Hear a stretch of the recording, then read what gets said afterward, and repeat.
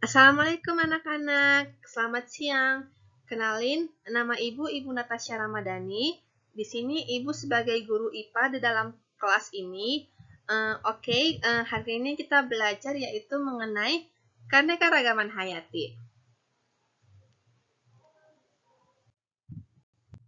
Untuk tujuan pembelajaran kita yaitu dapat mendefinisikan keanekaragaman hayati, dapat mendeskripsikan keanekaragaman gen, dapat mendeskripsikan keanekaragaman jenis, dan dapat mendeskripsikan keanekaragaman ekosistem.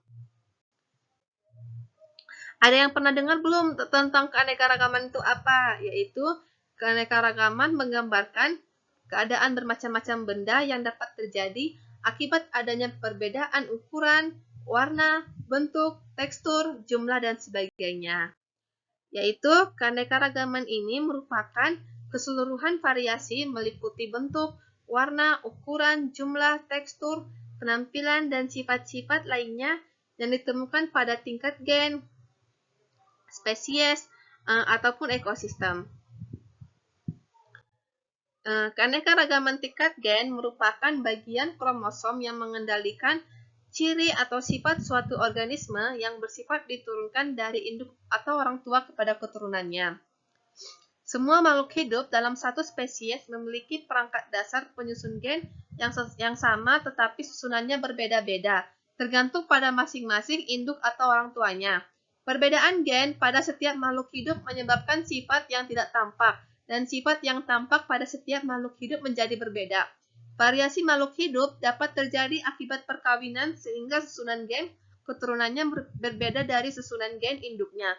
Selain itu, variasi makhluk hidup dapat pula terjadi karena interaksi gen dengan lingkungan. Keanekaragaman tingkat gen contohnya pada hewan yaitu ayam, kucing, anjing, bunga mawar, dan pohon mangga. Dan keanekaragaman gen pada manusia yaitu ras mongoloid berkulit kuning, ras negroid berkulit hitam, ras kaukasoid berkulit putih, dan ras-ras khusus. Dan kalau misalnya tingkat spesies keanekaragaman gen yaitu ada pada pete Cina, kacang panjang, kacang tanah, kacang kapri, kacang buncis, dan kacang hijau. Kalau ini yang sering kita makan ya anak-anak yaitu kentang, terong, tomat, pohon kelapa, dan pohon nipah di air payau, dan pohon kurma. Selanjutnya pada hewan yaitu kucing Persia, harimau, singa, cheetah. Kalau misalnya pada genusnya yaitu sukun, kluih, nangka, dan cempedak. Semua makhluk hidup dapat berinteraksi dengan lingkungannya yang berupa faktor biotik dan faktor abiotik. Baik faktor biotik maupun faktor abiotik sangat bervariasi. Faktor biotik meliputi berbagai jenis makhluk hidup mulai yang bersel satu uniseluler sampai makhluk hidup bersel banyak atau multiseluler yang dapat langsung dilihat oleh kita. Kalau misalnya faktor abiotik yaitu seperti batuan, air, tanah, dan udara. Faktor abiotik kimia seperti salinitas, tingkat keasaman, iklim, cahaya, suhu, kelembapan, dan kandungan mineral. Selanjutnya yaitu tingkat ekosistem. Ada ekosistem hutan, ekosistem rawa, ekosistem air tawar, pantai, air laut, hutan hujan tropis, padang rumput, savana, ekosistem gurun, dan terumbu karang. Selanjutnya yaitu kita belajar nih tentang ekosistem perairan. Definisinya merupakan yang komponen abiotiknya sebagian besar terdiri atas air. Kalau pada makhluk hidup yang dalam ekosistem itu yaitu plankton, nekton, neuston, bentos, dan perifiton. Ekosistem perairan dibedakan menjadi ekosistem air tawar dan ekosistem air laut. Ekosistem air tawar yaitu ciri-cirinya merupakan memiliki kadar garam yang rendah bahkan lebih rendah daripada cairan sel makhluk hidup. Dipengaruhi oleh iklim dan cuaca, penetrasinya kurang. Kalau misalnya berdasarkan keadaan air, dibedakan menjadi ekosistem air lentik, misalnya danau dan rawa, ekosistem air tawar lotik, misalnya sungai dan air terjun. Selanjutnya ciri ekosistem air laut. Ciri abiotiknya memiliki kadar garam yang tinggi, tidak dipengaruhi oleh iklim dan cuaca. Habitat air laut saling berhubungan antara laut yang satu dengan laut yang lain. memiliki variasi perbedaan suhu di bagian permukaan dengan di kedalaman laut. Terdapat arus laut yang pergerakannya dapat dipengaruhi oleh angin, perbedaan densitas air, suhu, tekanan air, gaya gravitasi, dan gaya tektonik bantuan bumi. Selanjutnya, macam-macamnya nih. Kalau dalam ekosistem laut dalam, yang paling dalam, jadi nggak dapat ditembus oleh cahaya matahari. Contohnya kayak tidak ditemukan produsen dan organisme yang dominan, yaitu predator dan ikan. Yang itu ekosistem terumbu karang, contohnya kayak terdapat di laut yang dangkal dengan air yang jernih.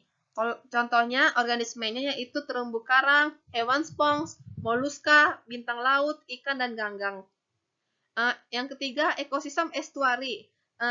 Ada dua tipe sistem ekosistem yang khas, yaitu padang lamun dan hutan mangrove. Yang keempat, ekosistem pantai pasir. Terdiri atas hamparan pasir yang selalu terkena deburan ombak air laut. Dan yang kelima, ekosistem pantai batu. Memiliki banyak bongkahan batu besar maupun kecil. Selanjutnya, kita belajar tentang ekosistem darat. Kayak misalnya hutan hujan tropis. Itu terdapat di daerah Khatulistiwa, misalnya dalam lembah sungai Amazon, Amerika Selatan, Asia Tenggara, dan lembah sungai Kongo. Ciri-cirinya yaitu curah hujannya sangat tinggi, bahkan lebih dari 2000 mm per tahun.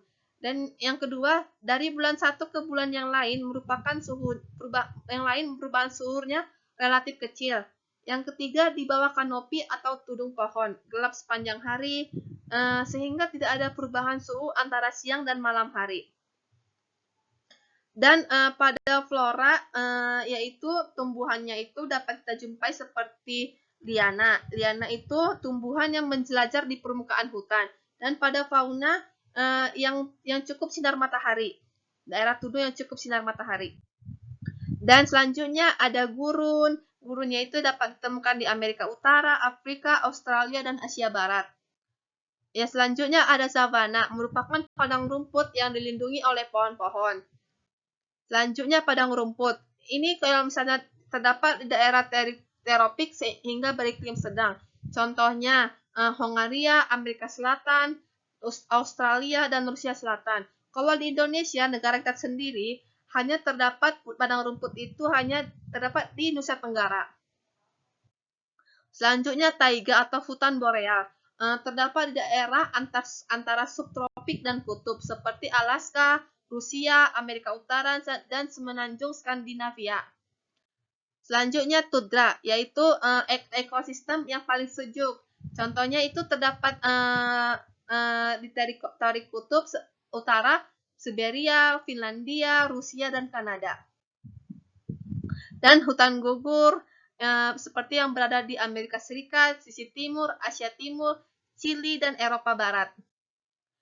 Contoh kesimpulannya, kita belajar keanekaragaman hayati itu, manfaatnya yaitu kalau misalnya dalam keanekaragaman gen merupakan modal dasar untuk melakukan rekayasa genetika dan kawin silang untuk mendapatkan bibit unggul yang diharapkan. Dengan mengetahui adanya keanekaragaman jenis, dapat menuntun kita untuk mencari alternatif dari bahan makanan, bahan sandang, bahan papan, dan papan juga dapat menuntun kita memilih hewan-hewan unggul yang dapat dibudidayakan.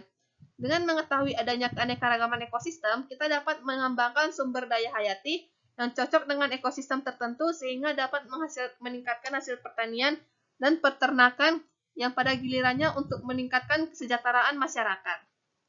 Baik anak-anak, ada pertanyaan mengenai materi ini?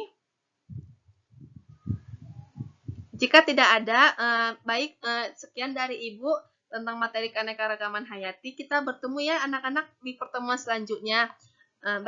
Cukup sekian. Assalamualaikum warahmatullahi wabarakatuh. Selamat siang anak-anak.